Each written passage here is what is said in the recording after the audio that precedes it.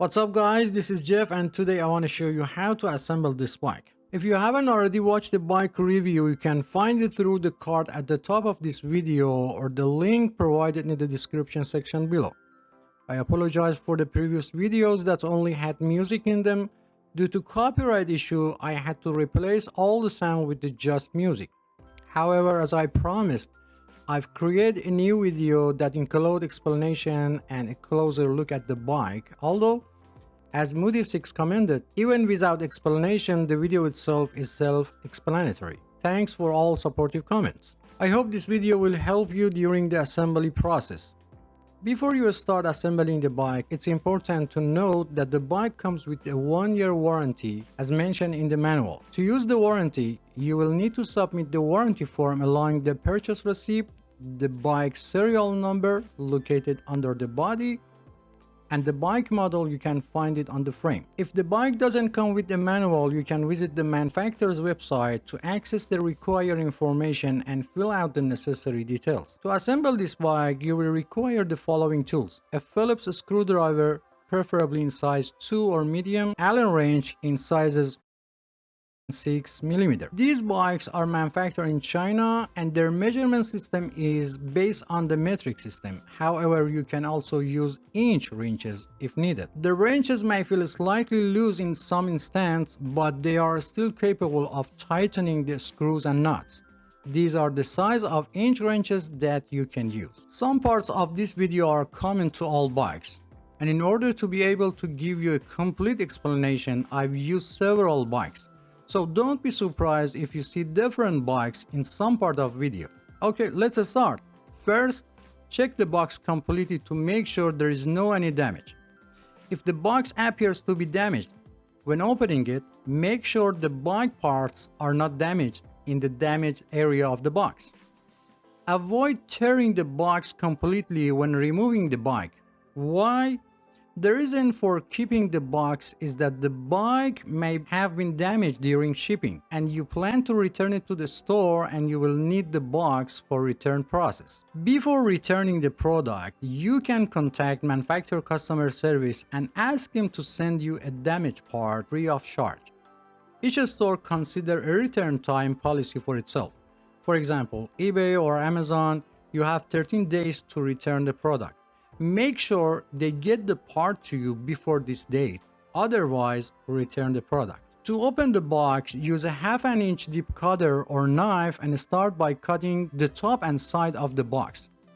Even you cut through the middle of the top, as long as your cutter blade dip stays within 1/2 inch, it won't affect the bike.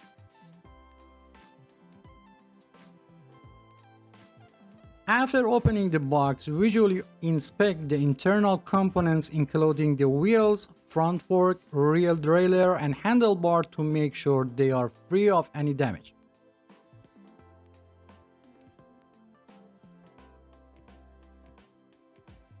After making sure that the bike components are intact, you can take the bike out of the box and still avoid tearing the box. To safely remove the bike, it's recommended to bend your knees slightly and place the box vertically and start taking the bike out in a slow and controlled manner. Pay attention to your posture. Do not put in too much pressure on your back to avoid muscle cramp. After removing the bike from the box, do not forget to check the inside of the box completely and do not throw away until you finish assembling the bike. Many times it happened that a small screw or nut was still hidden inside the box, even under the flaps. For ease of assembly, remove all paper and plastic cover from the bike. However, be careful not to damage the paint on the body when removing them, as this may lead to rust over time. Also be sure to remove any remaining tape from the body, as it will change the bike paint over time. Sometimes, especially for bikes 24 inch and up, removing a bike tire can be challenging. Be careful not to apply too much pressure when trying to remove the tire because it can lead to bend or broken spoke. To successfully remove the wheel, gently push the bike forward and backward while rotating the tire in the same direction to release. In the comments of my previous video, some have asked why I don't use a bike assembly tripod. Well, let me clarify that I assemble bike for regular folks, not experts, and I don't know what percentage of people have a bike tripod. Second question, why do I choose the assembly bike on the floor instead of the table? While a smaller bike like 12 or 16 inch may be manageable on the table, but when it comes to the larger bike like a 24 inch and up, it's a whole different story. Attempting to assemble such a bike on the table would be like trying to fit an elephant into the matchbox. If there is a plastic covering the end of the stem, remove it. If it's difficult to remove, loosen the screw on the stem and take off the plastic.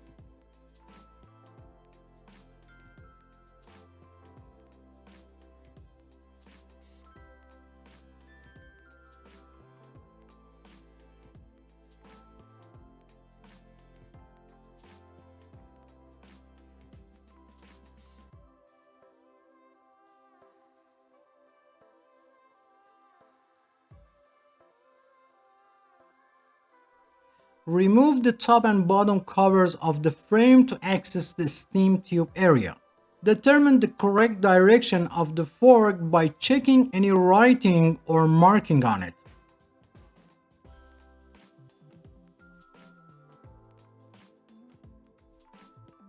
There may also be a groove indicating the front of the fork bar.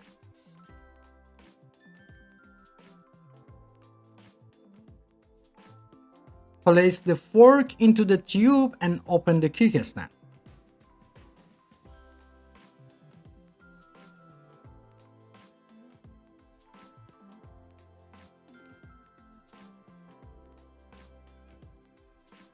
Place your finger on the stem bolt and insert it into the fork bar.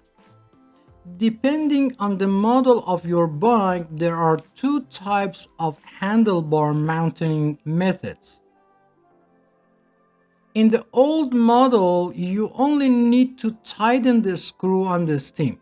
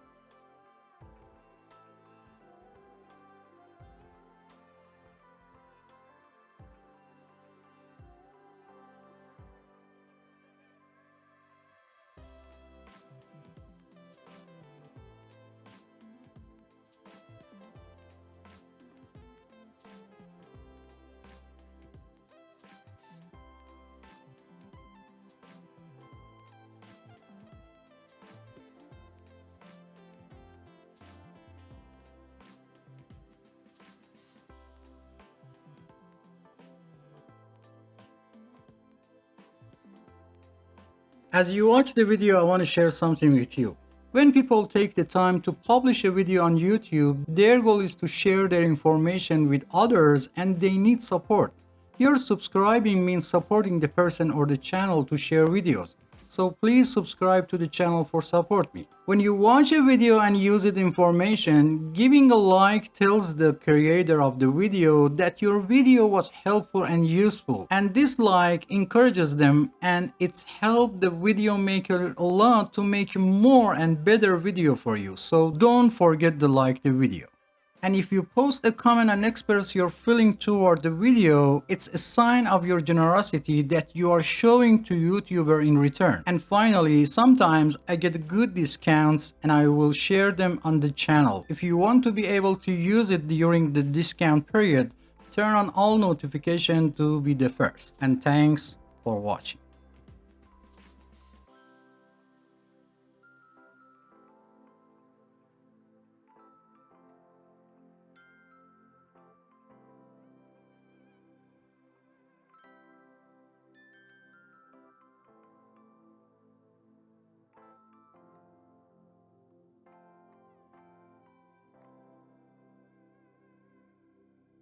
In the new model, there is a plastic screw on the stem rod that needs to be tightened first. Use a vice grip if available to tighten the plastic screw half a turn. If you don't have a vice grip, hand tightening be sufficient. Align the handlebar with the fork and tighten the screw on the top of the stem.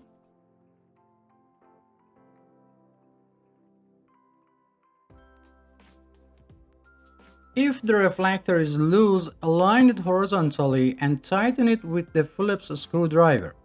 However, be careful not to over-tighten the screw because it may cause the reflector to break.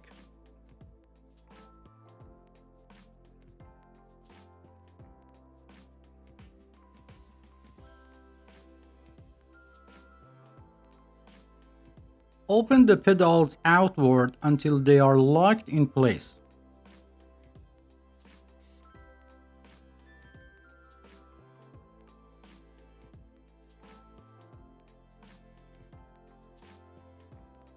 If you ever need to return the pedal to original state, the process may vary depending on the specific pedal model.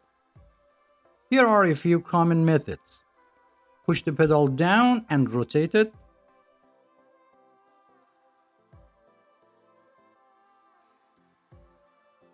Push the pedal down, pull the plastic lock and rotate it.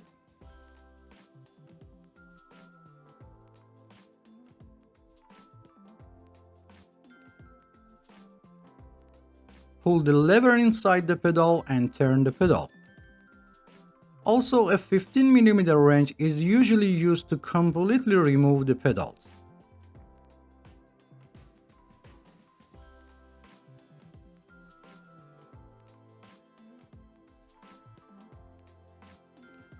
If the seat reflector is loose, use a Phillips screwdriver to tighten the reflector screw until it cannot move. Make sure the reflector is level and positioned correctly, and be sure not to over-tighten the screw as it might break the reflector. I recommended installing the reflector close to the seat lock after adjusting the seat height. Note that I'm mounting the reflector close to the seat for minimal height. Open the quick release seat post lever and place the seat post in the desired position. While holding the quick release seat post nut with one hand, turn the quick release seat post lever a few times with the other hand until it feels tight. Close the quick release seat post lever regardless of height and direction of the seat and test the movement of the seat. If the seat still moves, open the quick release seat post lever. While holding the quick nut, rotate the lever one full turn and test again. Repeat this step until the seat stops moving. After the seat is secure, open the quick release seat post lever and adjust the height and direction of the seat and close the quick release seat post lever. If the seat continues to move after locking, you may need to tighten the seat clamp nuts. Also, if the seat angle needs to be adjusted, loosen the seat clamp nuts a little, change the seat angle, and tighten the nuts again. The height of the seat can be adjusted according to the two age group of people under 18 years old and people over 18 years old. It's important to keep in mind that the body continues to grow until about 18 to 25 of age, and then growth slows down. For children under 14, it's recommended to buy a slightly larger bike to accommodate their future growth and choose the right size for people over 18 years old. It should be noted that the age alone is not a determining factor, and body size and proportion are more important. Some people may be 10 years old but have the same body size as a 13 years old. For bikes with training wheels, it's enough for children's toes to touch the pedals and they can turn them. For bikes without training wheels, the seat height is considered appropriate if toes can touch the floor while sitting on the seat, or one foot should be firmly on the ground while the heel of the other foot is flat on the pedal, or one foot should be on the ground while the toes on the other foot are placed on the pedal and the foot is slightly bent. If for any reason the seat post falls into the seat tube, turn the bike upside down and gently tap the bike body to remove the seat post. Another solution to prevent the post from the falling inside the seat tube is to install the seat post alone first and then attach the seat. This eliminates the possibility of the seat post falling into the pipe during the installation. At the end, it's necessary to check the work done and make sure that all bolts and nuts are properly tightened. When inflating tires, some people inflate the tire to the amount of air indicated on the tire. However, it's important to note that the value displayed on the tire represents the maximum air pressure that the tire can withstand. For most bikes, the recommended air pressure is between 25 to 35 psi. In another way, after inflating to 20 psi, sit on the bike to check the tire pressure. If the tire is not fully inflated, increase the amount of the air. Remember, the weight of the cyclist determines the amount of the tire inflation. To inflate the tire, first remove the valve cap and then put the air pump head on it. Sometimes this is difficult because by pressing the tube valve, the valve goes inside. If the tire is slightly inflated, first deflate it completely. Press your thumb on the back of the valve and place the air pump head on it. Inflate the tire halfway and make sure the tire is still on the rim. If part of tire pops out, release some air pressure, put the pops out area back inside the rim and reinflate it again.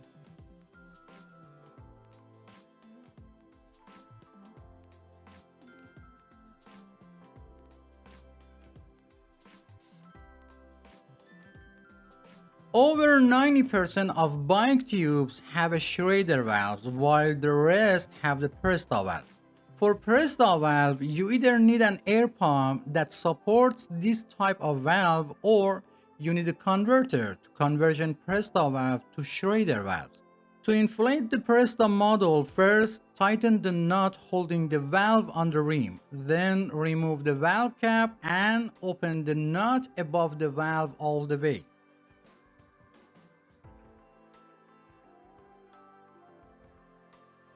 Install the converter on it and inflate it like Schrader valve.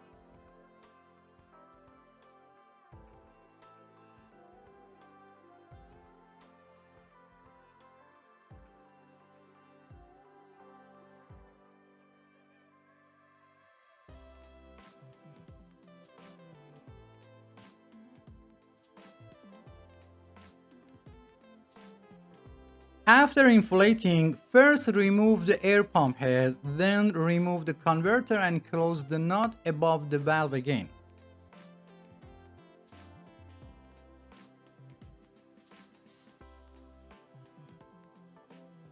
And finally, put the cap on the valve. If the nut holding the valve on the rim is loose, tighten it again. And finally, it's very important to teach children how to use brakes before riding a bike. Many accidents of children with trees or walls happen because they are not familiar with the braking system. So spend at least 10 minutes and teach them, and don't forget the helmet. If you have any question, please provide specific details or timestamp from the video so I can better understand your question and provide faster help. If you enjoy the content, please subscribe to the channel for support me and turn on all notifications to be the first to know about new videos. Feel free to visit other parts of the channel. Thanks for watching and don't forget to hit the like button. Until next video.